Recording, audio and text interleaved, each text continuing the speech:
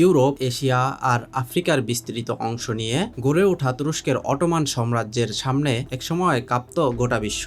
প্রথম বিশ্বযুদ্ধের পর ভেঙে পড়ে সেই সাম্রাজ্য। বহু বছর পর তুরস্কের দায়িত্ব নিয়ে অটোমানের সেই আধিপত্য আবারও ফিরিয়ে আনার কাজ শুরু করেন প্রেসিডেন্ট এরদোয়ান।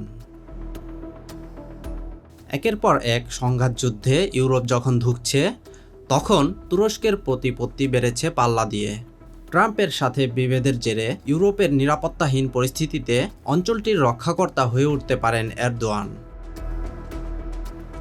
এক বার্তায় তিনি জানিয়েছেন, একমাত্র তুরস্কই পারে ইউরোপকে বাঁচাতে। যুক্তরাষ্ট্রের সাবেক প্রশাসনের প্ররোচনায় শুরু হওয়া ইউক্রেন যুদ্ধে হাজার হাজার কোটি ডলার ব্যয় করেছে ইউরোপের দেশগুলো। প্রতিরক্ষা ও সামরিক বরাদ্দ এবং সহায়তা তুলে নেওয়ার পাশাপাশি যুক্তরাষ্ট্র ন্যাটো থেকে সরে যেতে পারে বলেও হুঁশিয়ারি দিয়েছেন। এমন পরিস্থিতিতে তুরস্কের প্রেসিডেন্ট এরদোয়ান দিয়েছেন চমক জাগানো এক বার্তা। জানিয়েছেন, তুরস্ককে ইউএর পূর্ণ সদস্যের মর্যাদাই এখন অনিবার্য পতন থেকে বাঁচাতে পারে। অচল অবস্থায় ভেঙে পড়ার অর্থনীতি থেকে শুরু করে সামরিক প্রতিরক্ষা, নিরাপত্তা, রাজনীতি ও আন্তর্জাতিক ক্ষেত্রে ইউরোপের লাইফলাইন হয়ে উঠতে পারে তুরস্ক। Desk report, metro TV.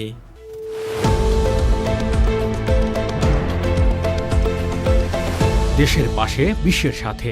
Metro TV.